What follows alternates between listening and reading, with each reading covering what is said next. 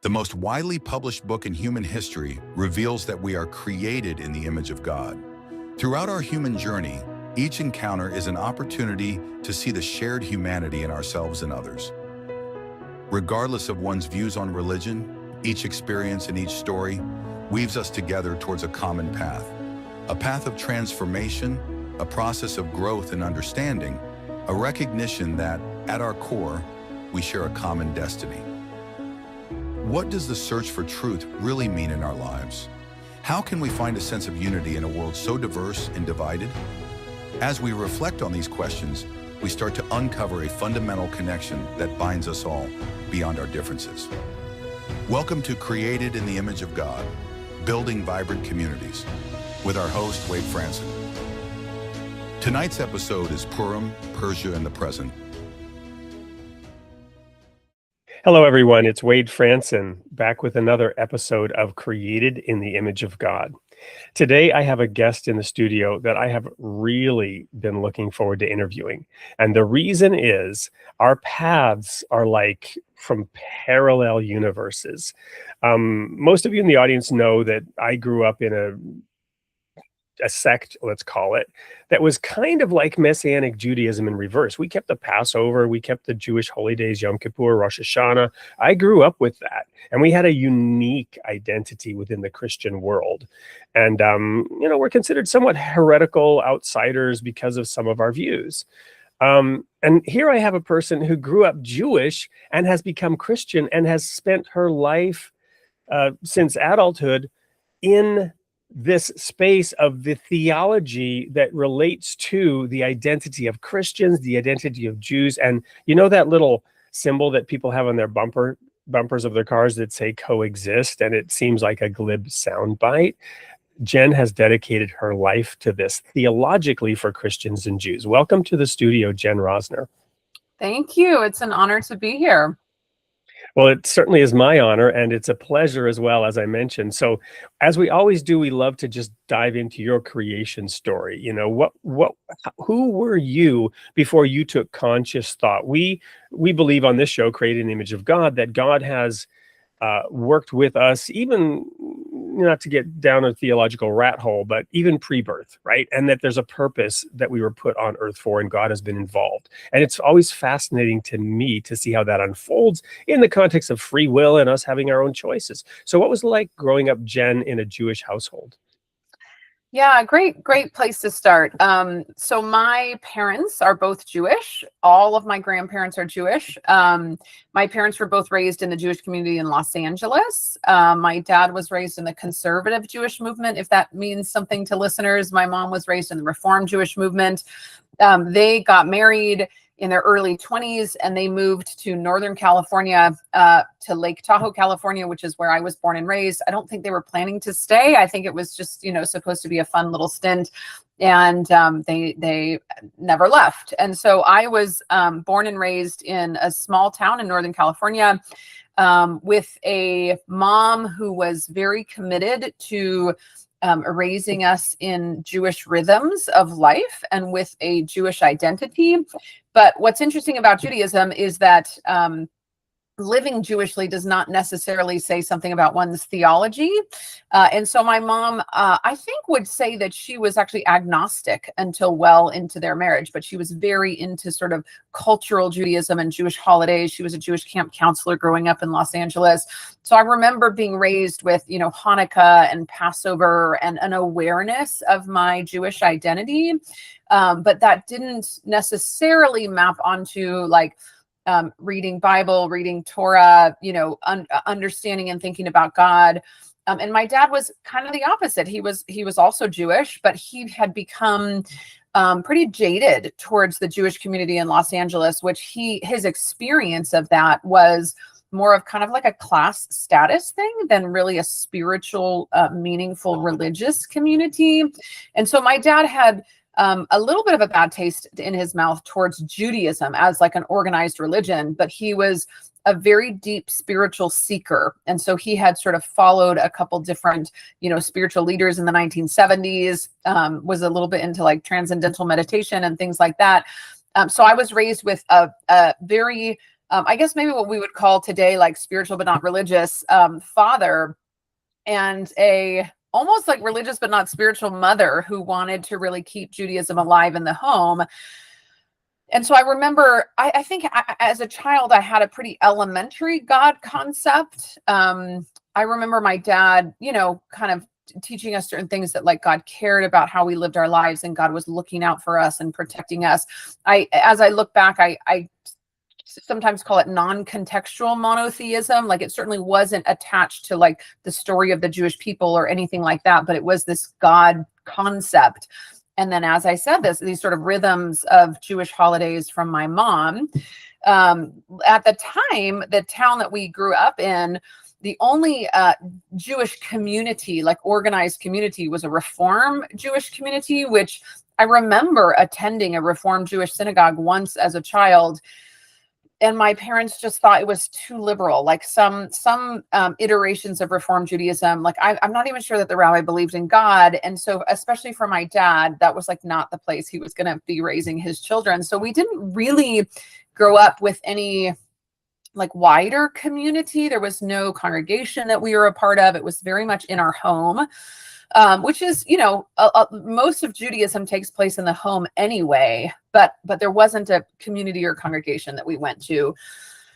And so that was my upbringing, like understanding that I was Jewish. There were not a lot of Jews in our town. And so most of my friends were not Jewish. I remember one Jewish kid growing up who we went to school with who, was very secular. His family was very secular and kind of more politically liberal. My family was more politically conservative. So we didn't have a ton in common with them, but I just knew that he was this other Jewish kid and he was smart and he was valedictorian and all these things when we were in high school.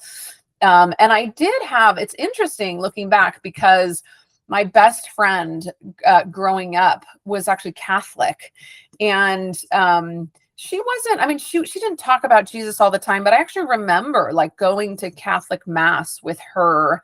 And I don't have any, it's interesting to me that my parents were not threatened by that. Like my parents were okay with me going to mass with her.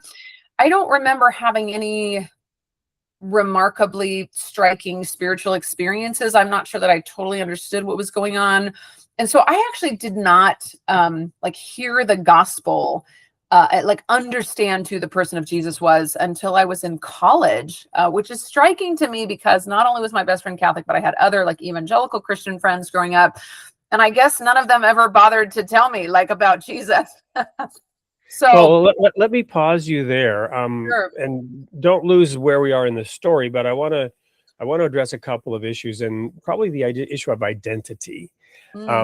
So I won't tell the story of how the Germans say the penny dropped. I lived for 10 years in Germany. When the penny dropped for me about how that is that you would grow up not questioning that, I realized at a deeply profound level, very, very relatively late in life, that everyone on earth thinks they're right.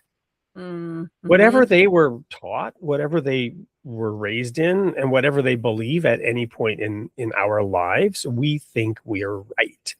And unless we sort of contest this within ourselves and examine it, it's a dogmatic thinking we're right.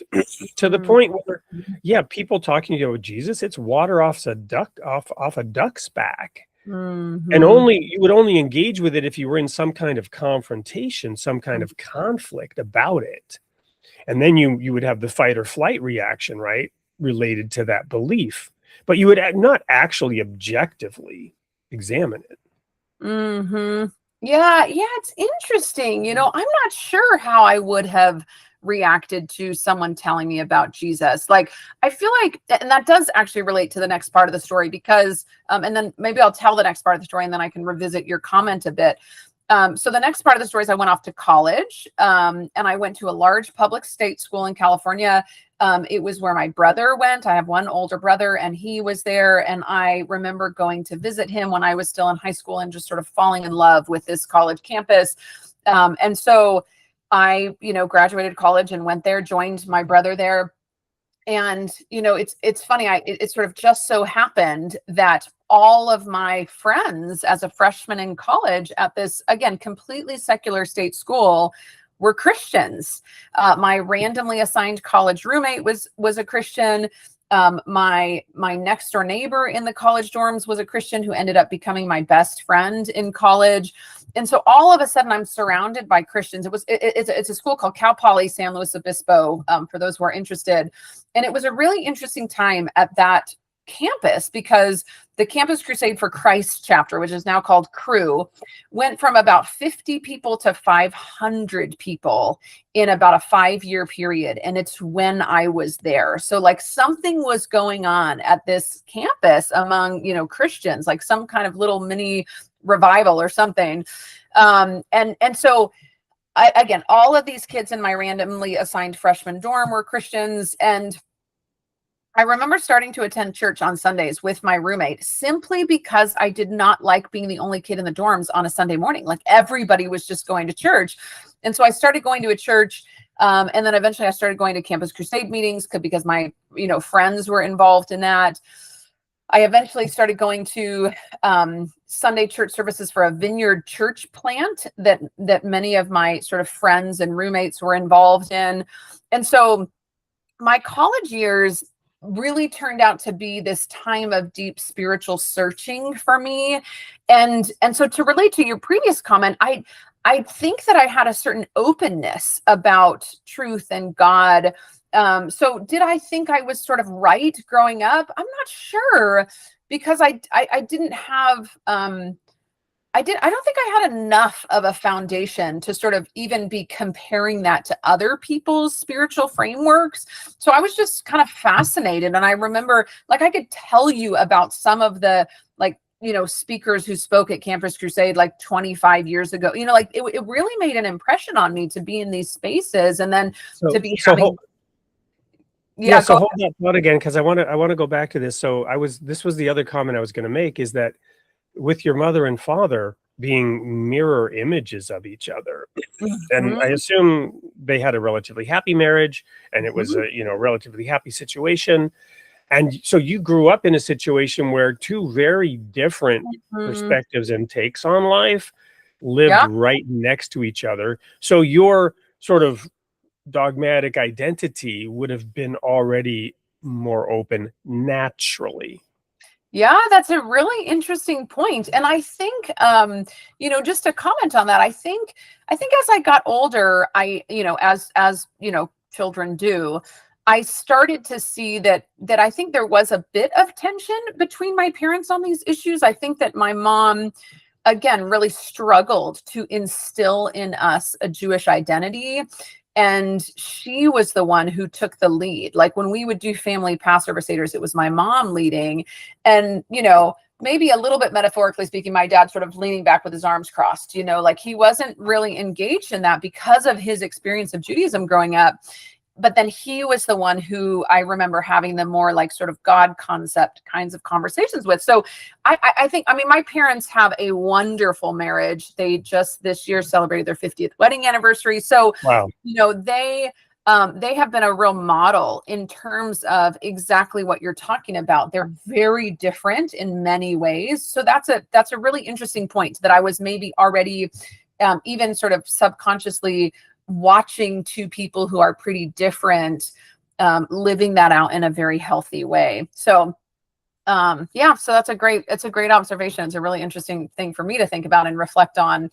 And I think it actually relates to their response to my journey in college. So I had, started attending these Christian things. Interestingly, my brother, who was at the same college, was involved with a similar group of people. And so he was on a similar journey. And my last year in college, through a, sort of long, complicated series of events that I will summarize, I ended up becoming a follower of Jesus. I came to a place where I had been learning about the New Testament, reading my Bible, hanging out with Christians, going to church services, going to Campus Crusade services. And there's a day where I remember sort of coming to faith. Like, I believe that Jesus is who he said he was. I believe what the New Testament says about this figure. And so that's sort of like the next like sort of radical or like, you know, momentous point in my life. And what's interesting is that my dad had a lot of curiosity about that. Like he had this openness, and I remember him telling me that he had always seen his job as like giving my brother and I a spiritual foundation. And he said, I knew you would build on that foundation. I didn't know what it would look like. And so he had this sort of openness and curiosity about what we were both exploring. Again, my brother was on a similar journey in college, and my mom had a much harder time with it initially. She sort of thought like we didn't do a good enough job, like laying a Jewish foundation. We didn't instill Jewish values. We didn't, you know. Yeah. So her life's work was that more conservative. It's funny. I don't know who in your family was more liberal or conservative, but it's the conservative desire to cement the culture, to cement the identity, to cement the civilization, and so you became uncivilized. Yeah, yes. And she was, I wouldn't necessarily say she was threatened by that. I think she was saddened by that. I think it made her feel in some way like she had failed in, you know, and I think if I had to surmise, I don't know that this is true, it might have made her question like, oh, look, we raised our kids in this tiny podunky town instead of in Los Angeles, which is like this Jewish Mecca, you know? So I think it caused a lot of reflection for her. I actually remember her making an appointment with her childhood rabbi in LA. And she took me to see her childhood rabbi, like thinking that maybe the rabbi could sort of convince me otherwise, or convince me that like Jews shouldn't believe in Jesus. Like that's not what we do. And I remember sitting there with my like Bible, including New Testament, on my lap, like talking to this rabbi. So it was really interesting that my parents reacted quite differently to that. But that was where my journey was going, you know? Well, one last question about the sort of backstory. And part of me really doesn't even want to ask this question, but I feel an obligation given the current climate, which has radically shifted, sadly and strangely, even since you and I first met, you know, I don't know, it was 6 weeks ago, 2 months ago. And that is anti-Semitism. Did you experience any of it growing up? And what's your generalized, I'm not looking to get, you know, in any way contentious here, but your generalized observation over time of the outside world reaction to a Jewish identity? Yeah, it's so interesting. And unfortunately, you're absolutely right that anti-Semitism, you know, I would say certainly in the last couple months, but also ever since October 7th, 2023, like anti-Semitism has just exploded worldwide. And it's interesting. I do remember having like sort of pretty vivid experience as a kid. Like I remember, you know, in Jewish homes, it's very traditional when you light a Hanukkah menorah, Hanukkah, to put it in the windowsill. You know, like that's to sort of let our light shine. That's if you walk around Jerusalem, you see everybody's.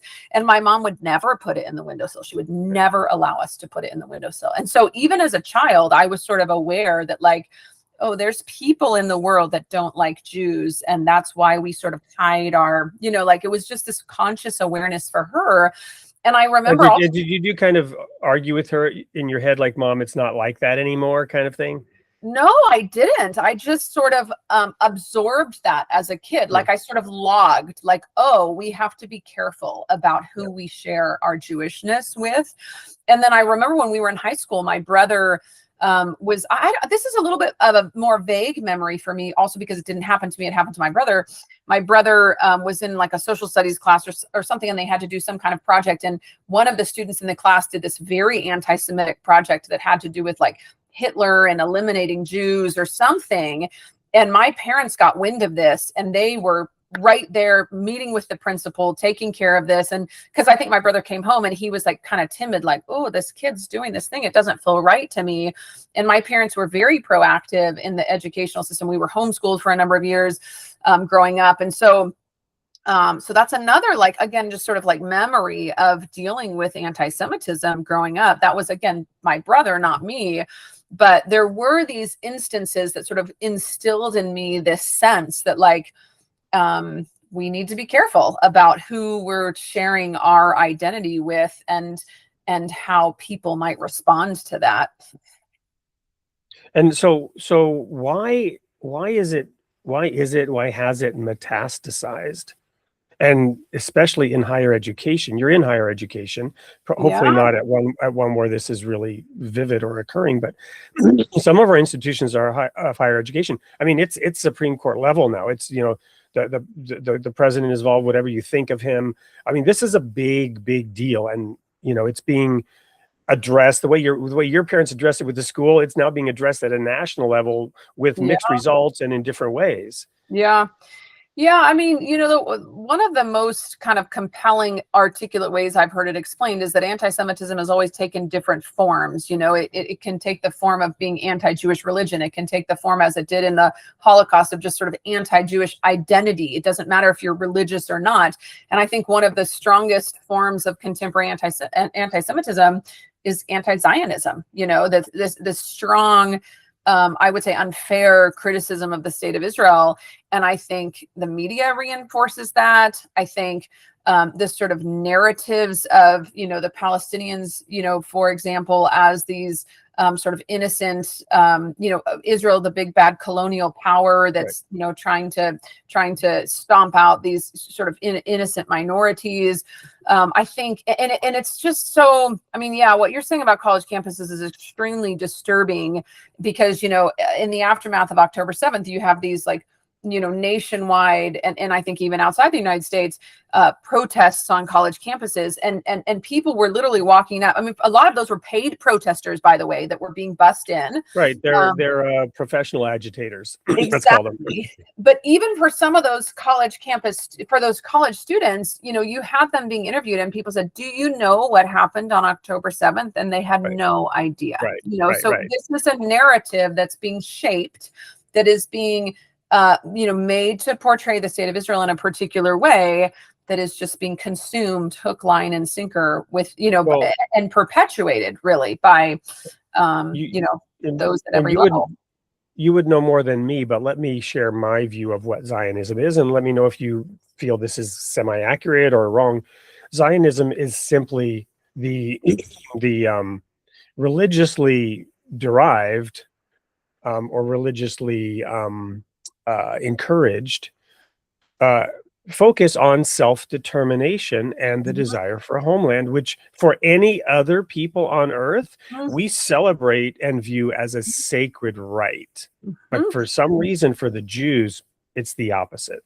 Yeah, absolutely. It's a complete double standard.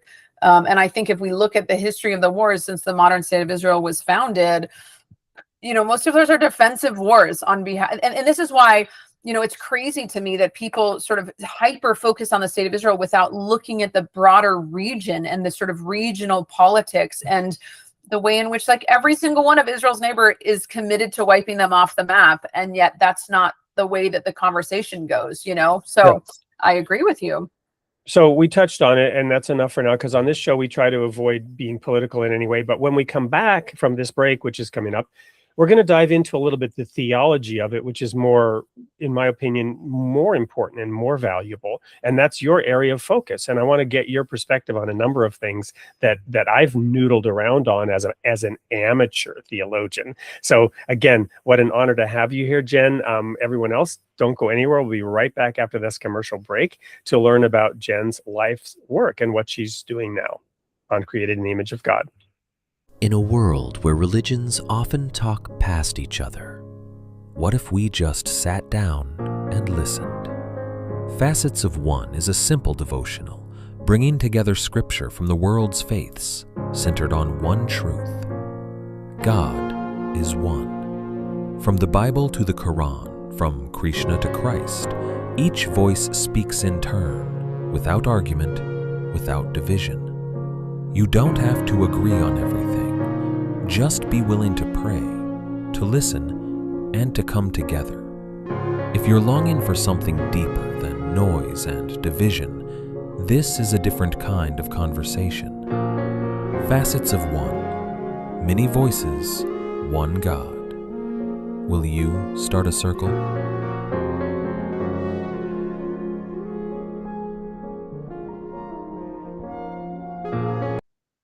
Welcome back to Created in the Image of God with Jen Rosner. We've learned that she was raised Jewish and how that was and how it is.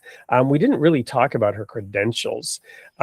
She serves as the affiliate associate professor of systematic theology at Fuller Theological Seminary. She teaches at several other colleges and universities in that area.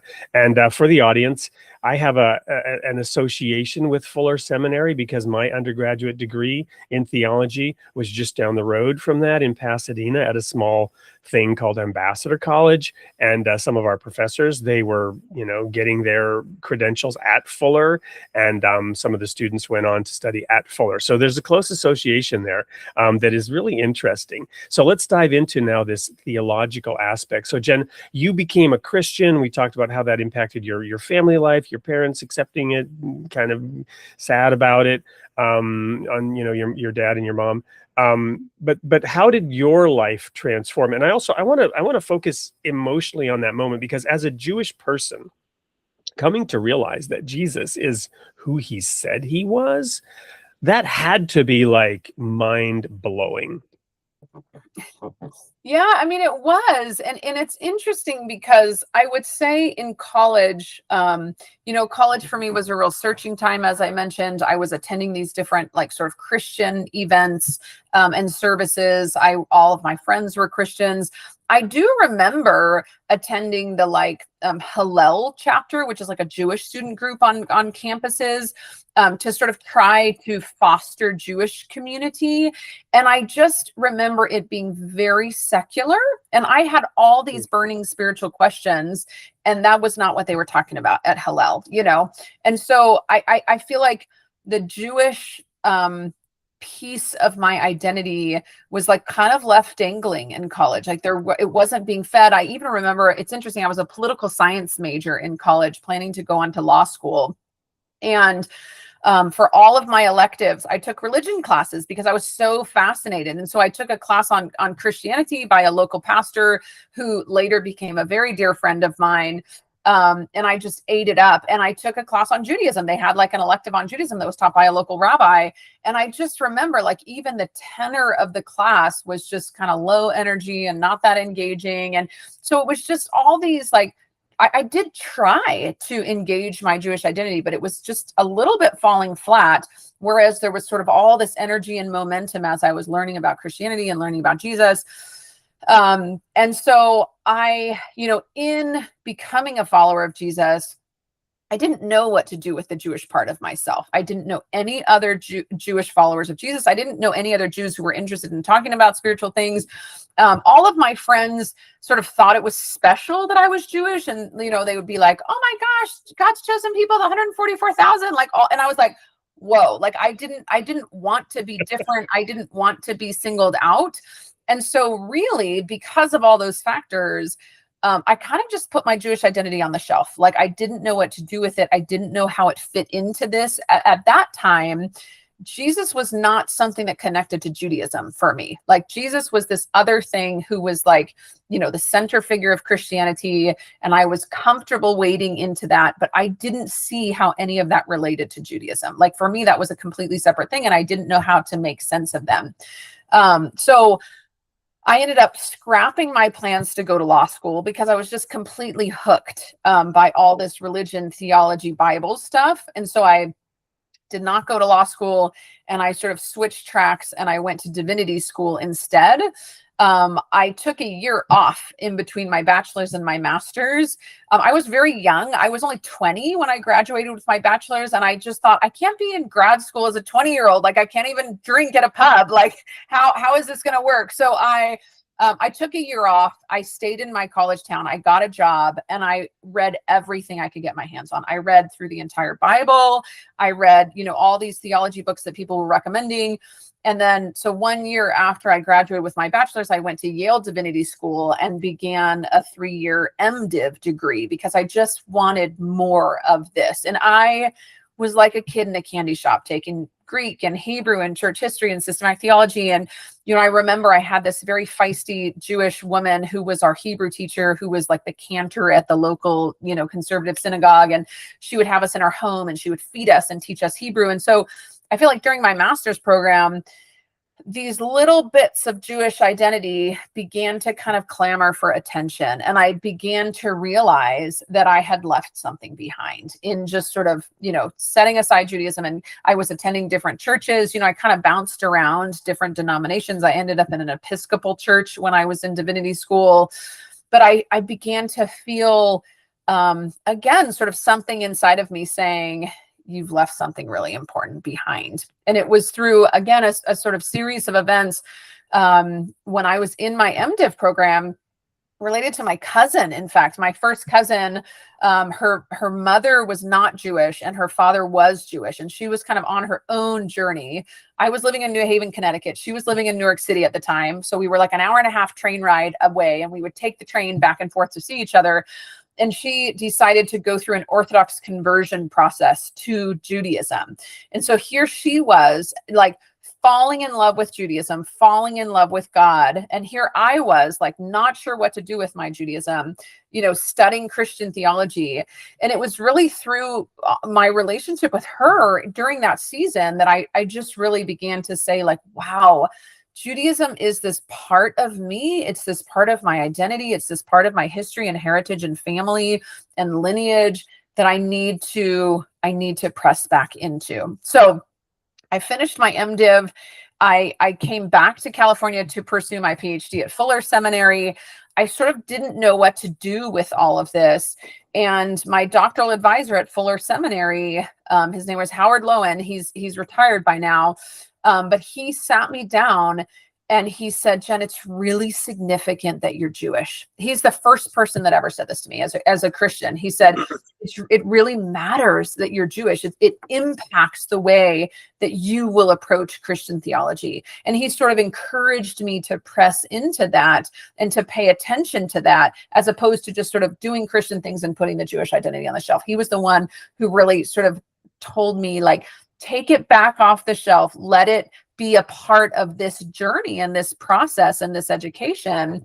And so my first year at Fuller, Howard Lowen, my doctoral advisor, introduced me to someone named Mark Kinzer, who is one of the leading Messianic Jewish theologians in the world. And he, at the time, was coming to Pasadena on a regular basis. And so, here I am, first year doctoral student, trying to figure all these things out. I sit at a coffee shop across from Mark Kinzer, and we just sort of share our stories.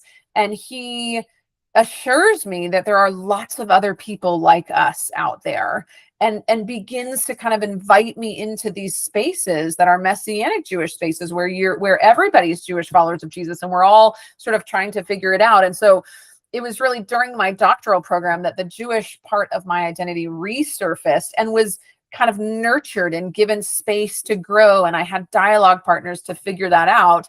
And so my doctoral dissertation, which was then published as my first book called Healing the Schism, was really became an opportunity for me in sort of a structured academic way to wrestle through all of these identity questions that I was having about Judaism and Christianity, and how do you make sense of them, and how do we make sense of the history between them, and how do we make sense of the remarkable developments that we're seeing in the 20th and 21st centuries, where you have, Jews rethinking Christianity and Christianity rethinking and Christians rethinking Judaism. And by that point, I was like, this is it. Like, this is my place in the world. So yeah, that sort of leads up to my kind of vocational trajectory ever since then. And as I said, and as you said, kind of finding this space of trying to exist between these two worlds very much. Well, so thank you so much. I just absolutely love the passion and enthusiasm that you bring to this. You're just like fully engaged with a bigger reality. It resonates with me because that's my life is exactly like that, right? Wanting to climb to the top of Mount Everest and see the whole picture, right? So, couple of questions in that regard. So, obviously, two worlds here on Earth, but in heaven, there's only one world, right? And so. And again, I don't want to get political when I ask this question at all. There's a way we could address it politically. That's not what I want to do. I want to address it prophetically and from the Bible and theologically, right? So the Bible, it's 40 books from the Jewish faith and 26 New Testament books, right? So it's well over half, almost 2/3 Jewish. The whole Bible is about Israel. Even the New Testament talks a lot about Israel. I could go so far to say that, in the Adam and Eve and the Cain and Abel story, you have the seed of later, Jacob and Esau, right? It's all one whole cloth in God's view, right? And so all this differentiation, all this identity distinguishing, it's part of God's plan.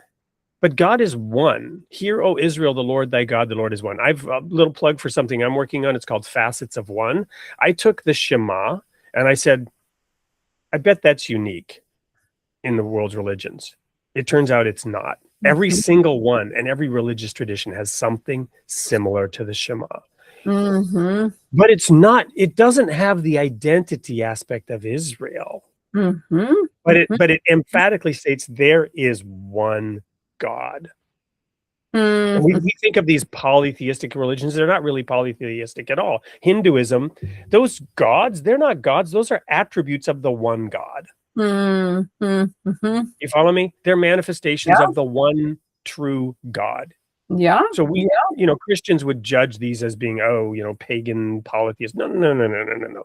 There's one God, sends rain on the just and the unjust alike, and has constantly nurtured his children from Adam and Eve onward, right? And we have all these stories. They're all in the Bible about how we as human beings, I mean, King David committing adultery and murdering the husband of the wife he committed adultery with, and yet still being called a man after God's own heart. And the core message of Matthew, in my opinion, is do not judge. It's all about judgment and telling us that we are not the judge, right? And the work of the devil is to accuse the brethren, right? So all this judgment is doing Satan's work, not God's work, right? And let God sort it out. In heaven, there's oneness, there's unity, there's harmony. There's diversity, which is your parents' example is a wonderful one, right? Of two mirror images. Anyway, what am I getting at here? Well, here's what I'm getting at. As a Jewish person who's become Christian and accepted Jesus, now when you read the Bible, you have an open-minded view to things like Isaiah, where it says, I will set up a banner for the nations and I will gather the Jews and the remnant of Israel. And you're, I assume, familiar with the fact that the first time the word Jews is mentioned in the Bible, they're at war with Israel, right? Because there were two nations, the southern and the northern kingdom, and now the Jews are at war with Israel. So the Jews are not all of Israel, and there's this concept. So my point is, looking at that, and now looking at the world, and looking at how God is working out his prophetic plan, and the establishment of the United Nations and the initial Jewish provisional government, both in 1948. Why do I mean, well, not the United Nations, but rather the Universal Declaration of Human Rights was established in 1948, and the Provisional State of Israel in 1948. There's your hypocrisy. There's your reason why that double standard against the Jews is so meaningful, because in Matthew 25, the parable of the sheep and the goats basically cribs from the Universal Declaration of Human Rights and says, this is how I will judge the nations. Are you adhering to your own standard? Because Matthew says, whatever standard of judgment you set up, that's how I'm going to judge you. This is unfolding on a global scale right now. So, with your, theological work, how do you approach the Bible and these kinds of things, Yeah, no, it's I appreciate the commentary on that. And it's a great question. I mean, and I think this is where, for me, I said that when I became a follower of Jesus in college, the two were completely separate for me, which I think is Judaism and Christianity were separate things. Jesus didn't at that time connect at all to Judaism for me.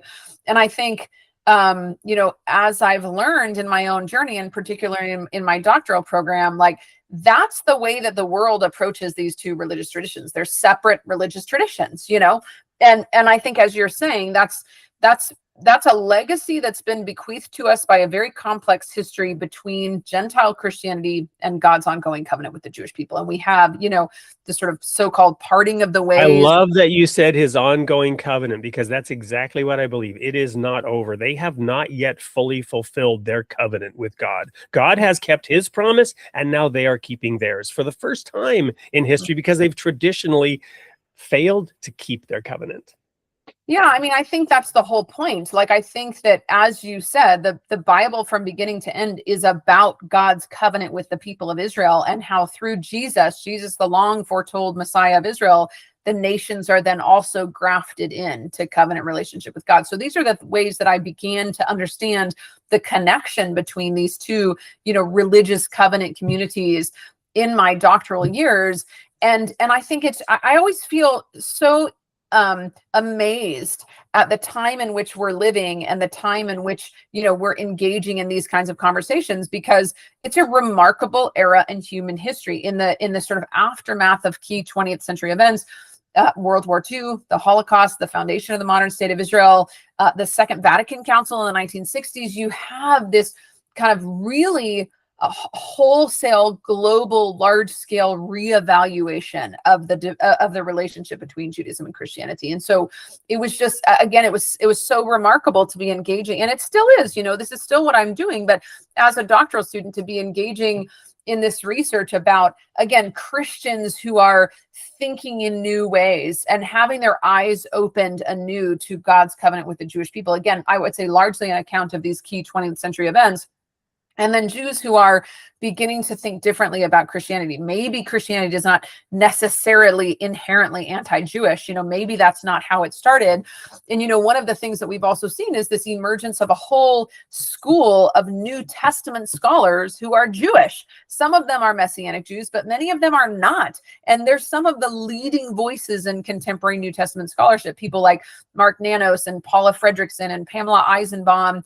This whole school, which has, one umbrella way to think about these scholars is what's called the Paul within Judaism school. So, the traditional interpretation of Paul for hundreds of years, and then sort of solidified by Martin Luther and the Protestant Reformation, is like Paul against Judaism, like Paul. Yeah, no, I mean, yeah, don't get me started on, the law is nailed to the cross. Right? Yes, exactly. But that's how Paul was understood. Like, that became the traditional understanding of Paul. And it's really in the last 50 years that we're seeing this whole shift in New Testament scholarship of, like, Paul never stopped being a Torah observant Jew. Paul never saw God abrogating his covenant with the people of Israel. And so, again, it's remarkable. But he practiced his Judaism in an amazing way as a Christian. Somebody just shared with me, and I'd never thought of this. You probably know this.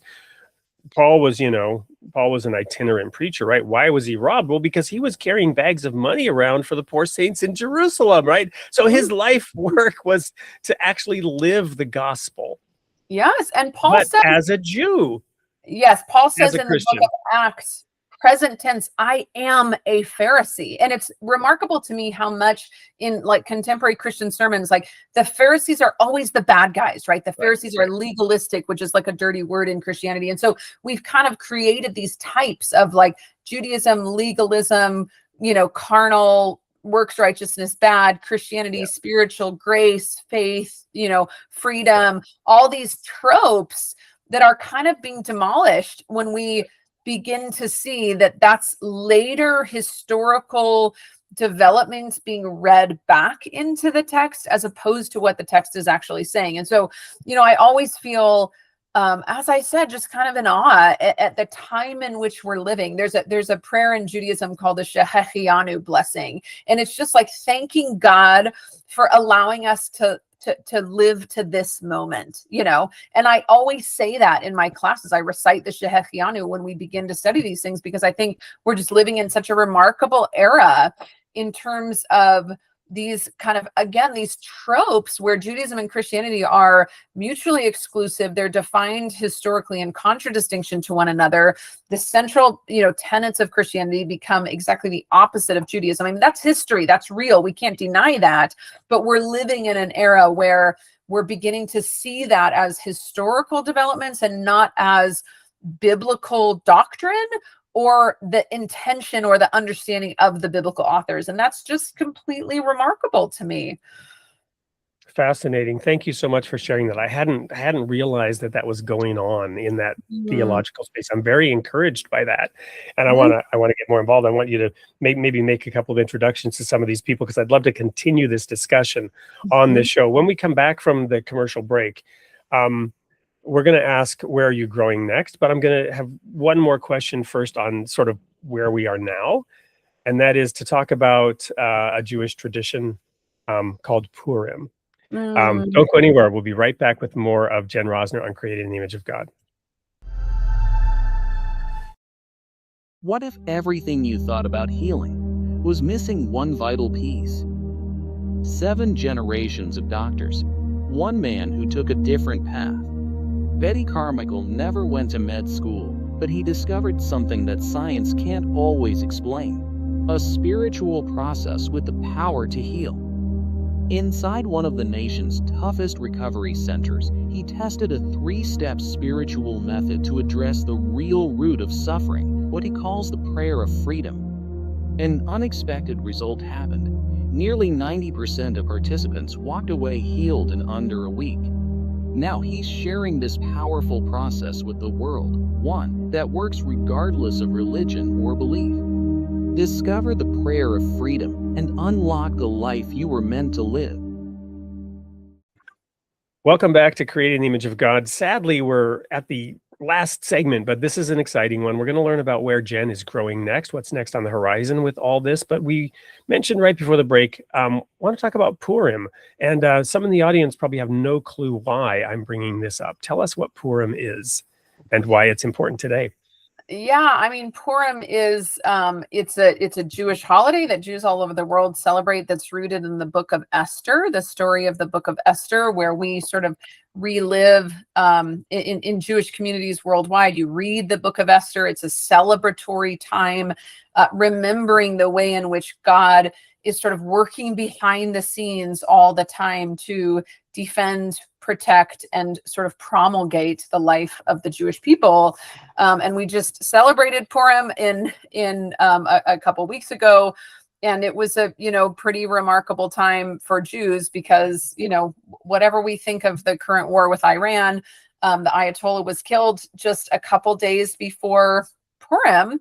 And, modern day Iran is ancient Persia. And so it was, a lot of Jewish communities were remarking on how uncanny it was that the story of Esther tells the story of this, wicked, Persian man in power in the ancient world. And here we're sort of seeing, again, playing out in the contemporary Middle East, the sort of taking down of a, leader in Iran who was certainly bent against, intent on killing the Jewish people. So it was a particularly interesting Purim this year, where there was lots of connections being made between the story that's told in the book of Esther and this holiday of Purim and what was, what is going on in our world today. So really interesting, again, to sort of reflect upon the connections there.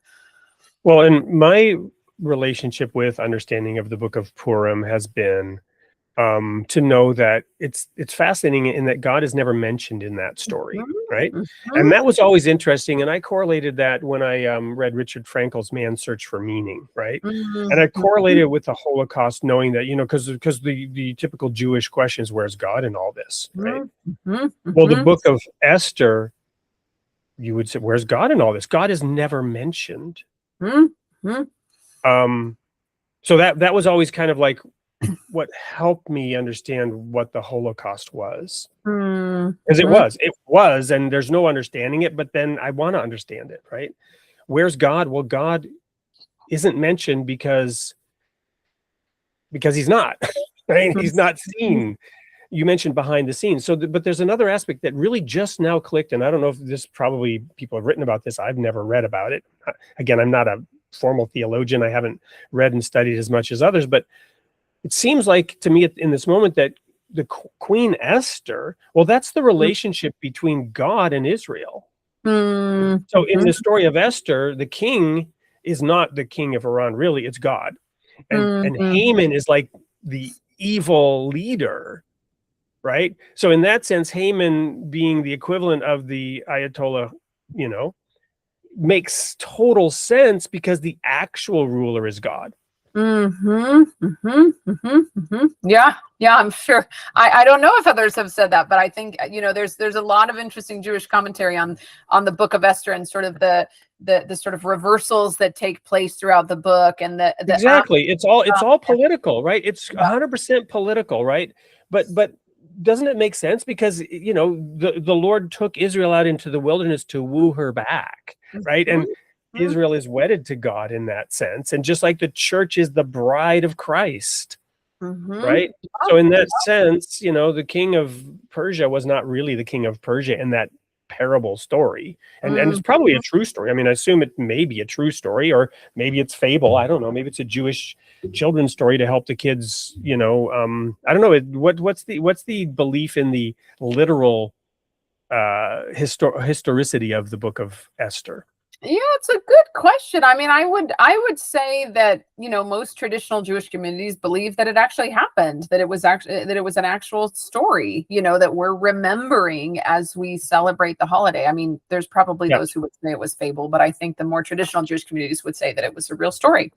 But like a real story, and this is the way with prophecy, there's always a literal and a spiritual fulfillment, right? So anyway, having said all that, just fascinating time, to your point of the timing of this and what's happening in Iran, and you have now a Jewish state and a nominally largely Christian state, although we have freedom of religion, but they do in Israel as well. We don't declare ourselves to be in any formal way a Christian state, but we kind of are, right?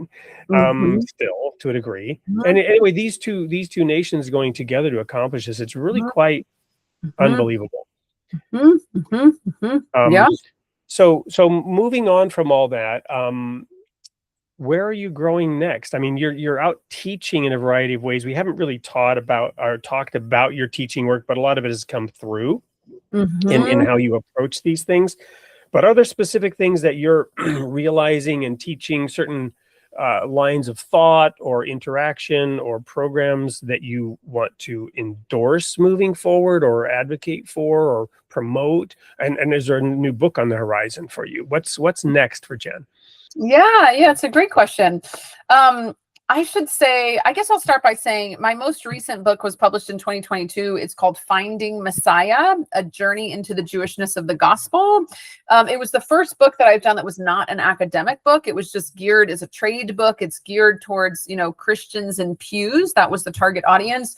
And the book is kind of one part memoir, like telling my story, and one part kind of biblical, theological, historical reflections on the kinds of things that we've been talking about, the parting of the ways between Judaism and Christianity, the era in which we're living, in which, New Testament scholarship is increasingly focusing again on the Jewishness of the New Testament, the Jewishness of Jesus, the Jewishness of Paul. And it was a really fun book to write. And one of the kind of key questions from early readers of Finding Messiah, Christians, interested Christians, engaged Christians, was, okay, if we as Gentile, as non-Jewish Christians kind of buy into all of this, if we agree with what you're saying, what now? So what? What do we do with that? Should we start having Christian Passover Seder? Should we start celebrating the Saturday Sabbath? How do we engage with, my argument about, again, the irrevocability of God's covenant with the people of Israel, these kinds of things? And I think it's a really important question. I may have said I spent a lot of time in the Messianic Jewish movement. That's sort of the movement that I would consider to be my spiritual home.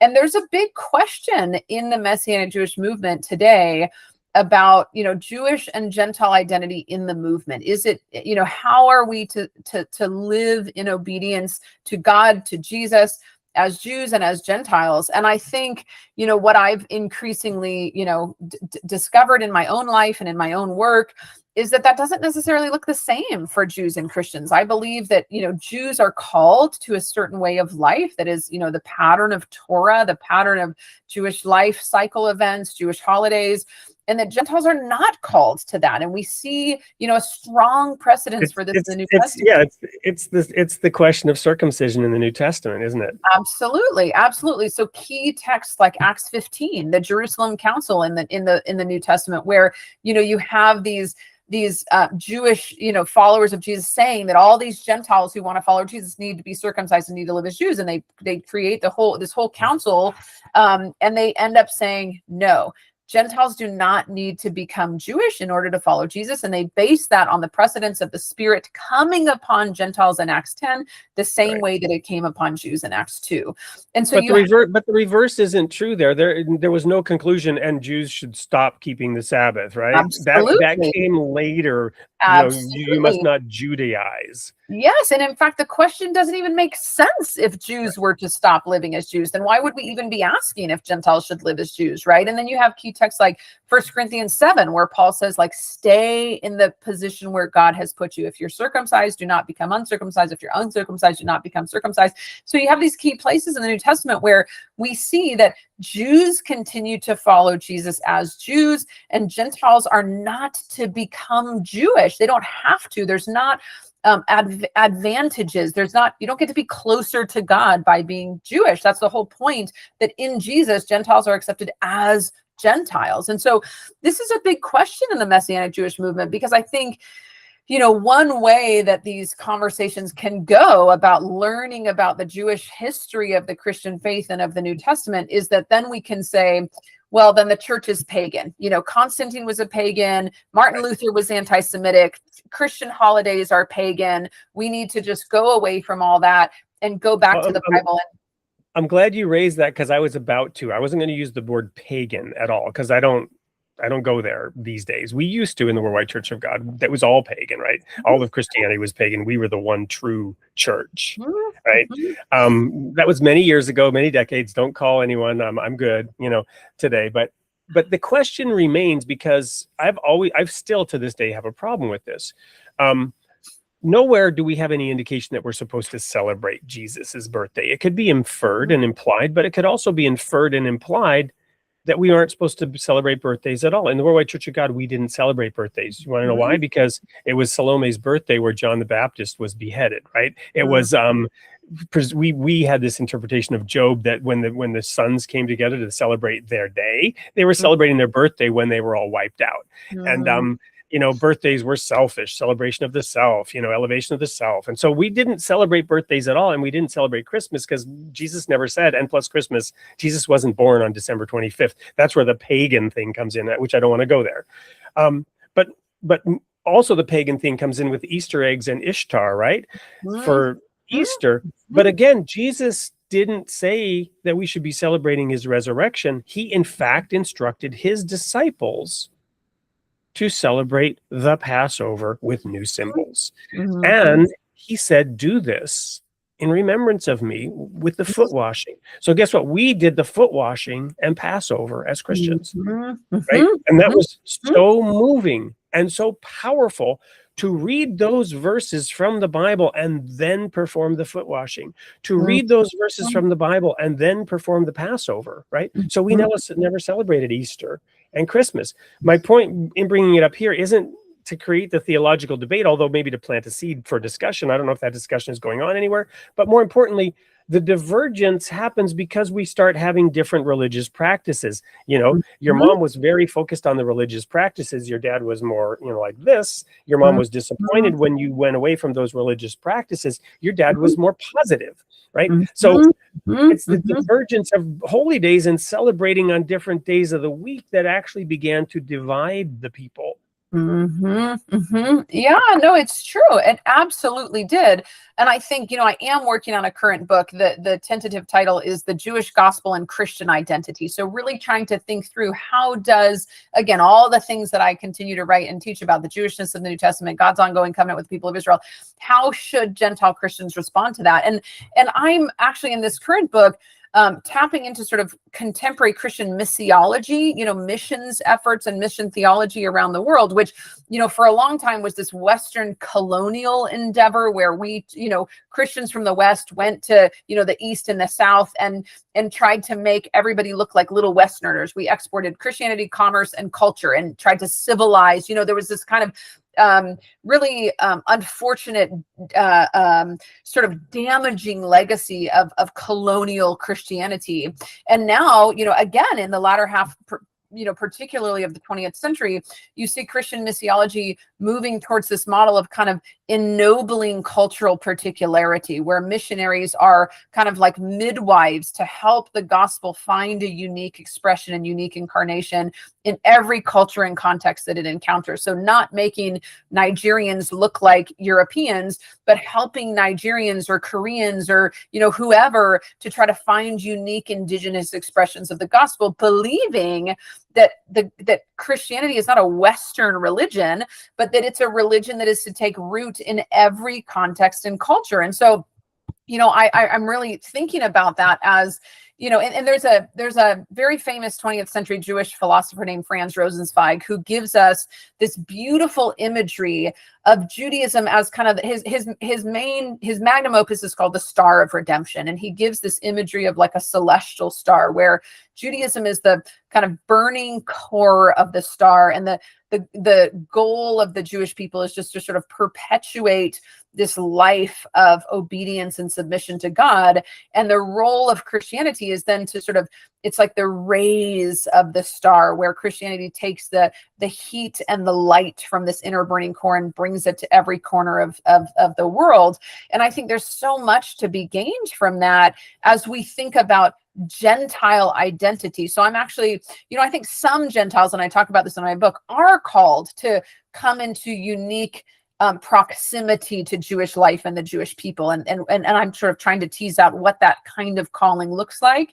But my argument is that the vast majority of Gentile Christians are to be like the rays of that star, who are bringing the gospel message to the ends of the earth, understanding that Christianity and the Christian message and the life and death and resurrection and ascension of Jesus is rooted in God's covenant with Israel, but helping again, people on the four corners of the earth to find unique expressions that take their own identity seriously, not for everybody to start living as Jews. So that's where I spend a lot of my time these days, is sort of thinking through Jewish and Gentile identity in the body of Messiah, trying to preserve these New Testament categories whereby Gentiles are accepted as Gentiles, and sort of encouraging Gentiles to press into their unique stories and heritage and identity, and Jews, are following Jesus as Jews. So that's the place where I spend most of my working time and most of my up at 2 a.m, can't fall asleep, because I'm sort of puzzling over these questions that have a unique, urgency in the Messianic Jewish movement, where we are wrestling with, congregations that are made of Jews and Gentiles, trying to raise, children in these congregations, and it makes me sad if anybody thinks that it's better to be Jewish, right? That you're a little bit closer to God if you're Jewish, or that you're a little bit more biblical if you're Jewish, because I think that's exactly the opposite of the message of the New Testament. But does the reverse hold true? Are you a little bit closer to God if you're Christian?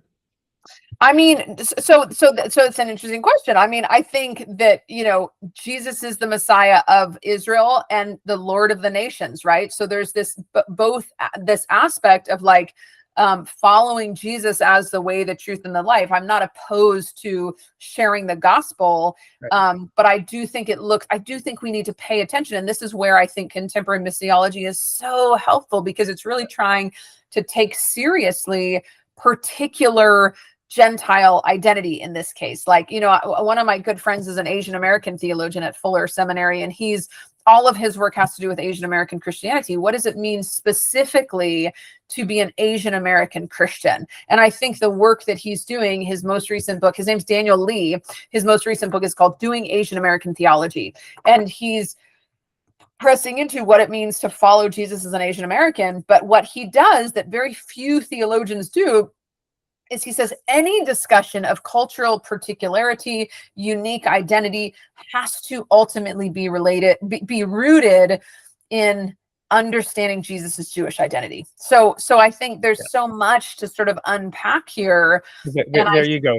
So yeah, to me, that was kind of a trick question. I believe it's true personally. I mean, and again, my opinion isn't necessarily the right one, but how I view it, I believe it's true that it's maybe a little easier in a way to be a little bit closer to God if you know the identity of Jesus. But that doesn't mean every Christian is closer to God than every Jew. That's ridiculous, because it's, as Jesus said so many statements, why do you call me Lord, Lord, and don't do the things that I say, right?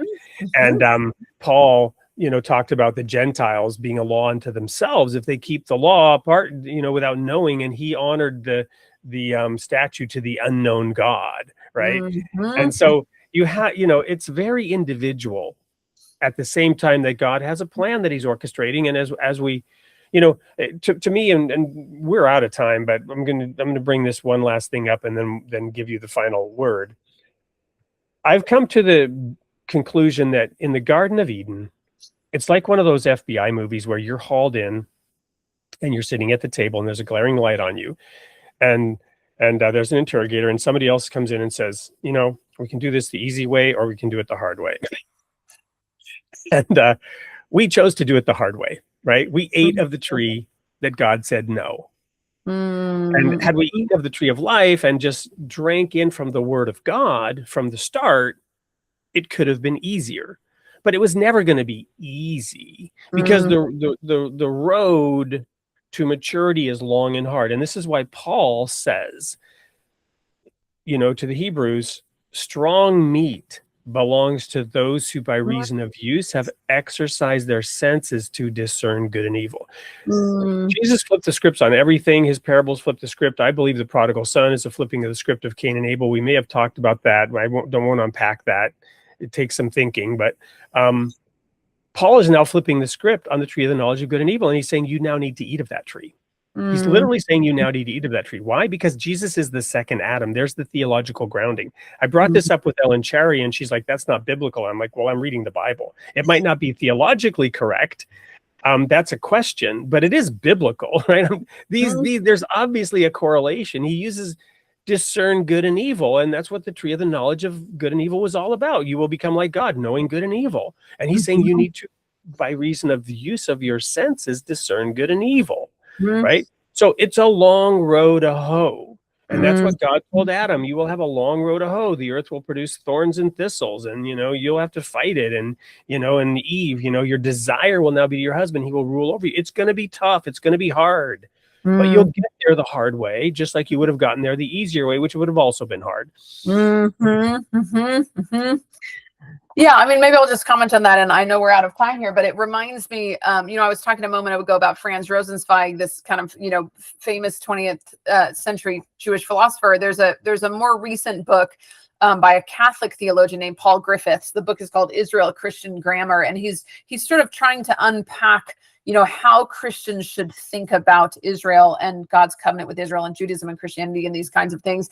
And it's fascinating because, to your point about we chose the harder way, what Franz Rosenzweig sort of says implicitly and Paul Griffiths says explicitly is that somehow this parting of the ways between Judaism and Christianity, which I view as like a historical tragedy, a great schism in the people of God, these authors want to say that somehow that was also in the plan and purposes of God, that is part of the redemptive journey of God's people. And somehow, each community has something to learn and something to offer from the other. And each community will sort of learn something from this schism between them that they couldn't have learned otherwise. And so it's this very hopeful reading of history where we can say it didn't have to be that way, but God is using this for redemption, which I think is just so, so beautiful and powerful and complex, Awesome. So what final words would you leave for the audience today? Yeah, I mean, I again, it's what an enjoyable conversation this has been. And I think that, as we've talked about my own journey, you've shared a little bit about your journey. I think I would just encourage listeners to press into the particulars of your own to listeners' spiritual journeys. I think there's so much value in reflecting upon our unique identity, our unique stories, taking time to sort of ponder and press into that, because I think that's where we find sort of the pathway that God is laying before us. It doesn't have to do with someone else's life. It has to do with our lives, And so I hope that, hearing bits of your story and my story can sort of inspire listeners to think about the significance and the uniqueness and the particularity of their own stories as, the place where we find and meet with God. Thank you so much. That's a perfect segue into my final tagline to the audience. You are created in the image of God, and God loves his creation, particularly you. So Jen, thank you so much for being here. You will get an invite to come back. I want to continue. There's so many more questions and topics to discuss. For the rest of the audience, stay tuned. There's a sneak peek coming of who you will have to enjoy next week. And we'll see you all there at the same time, same place for Creating the Image of God.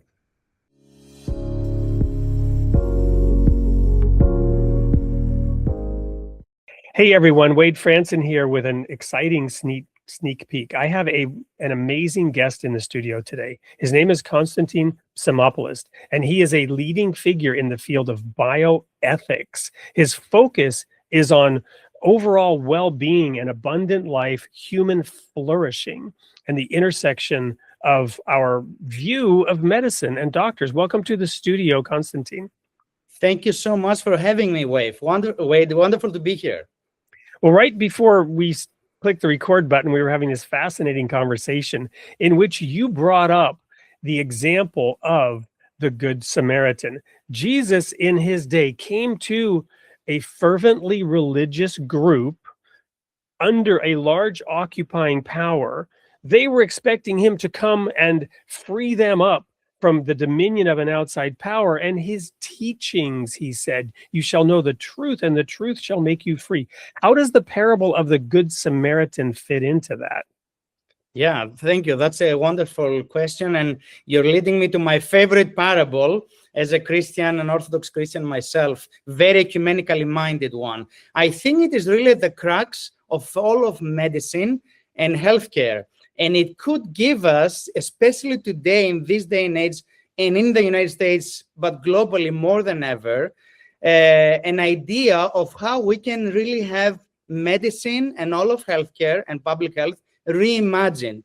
From the specific impetus being that Jesus Christ really tells us in this parable by Luke on who is actually going to care about their neighbor, and then specifies who that neighbor is. So what we're really lacking in medicine, and we see that in bioethics, is this soul of care. Who is going to understand that really our neighbor is not in this figuratively, but also metaphorically meaning, rather than just the literal meaning of the actual neighbor. It is anyone in close proximity to us.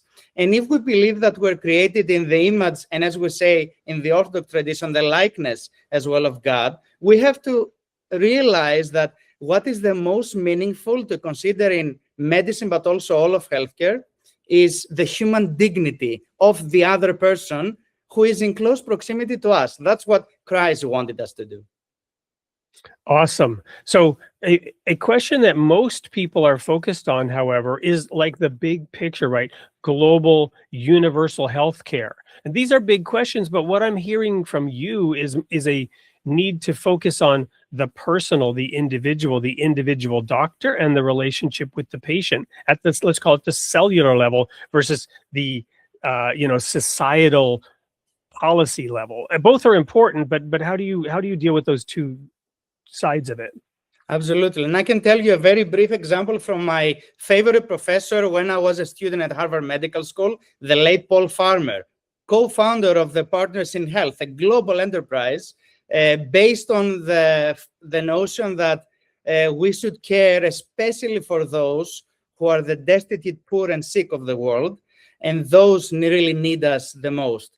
And what he said was he despised any notion of cost effectiveness or utilitarian kind of thinking when it comes to medicine, looking at just numbers or statistics and not the individual. We have to look into the person.